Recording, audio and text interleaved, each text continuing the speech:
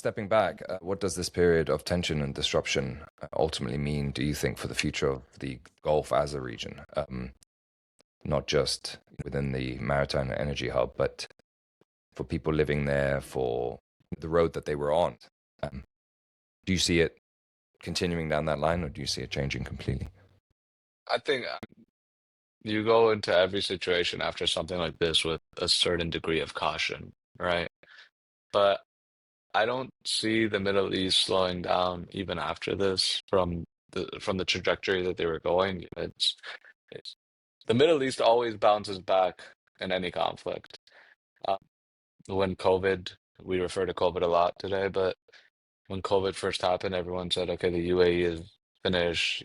If you remember, there was right before COVID, there was actually an economic downturn in all of the Middle East. But after COVID, now I think the UAE, when you're looking at the housing market, they spiked up like 60, 70%.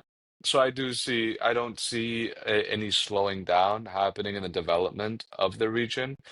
I do see more caution that's going to be adapted, which is normal. Thankfully, I think we have the resources in the region and the tools and the leaders to really make the change and keep the trajectory going. I think one thing that we can all agree on is the leaders of this region are incredible and they always find ways to help their people and develop their own country. I agree with you on both points. I've always been very impressed with the leadership and also the resilience.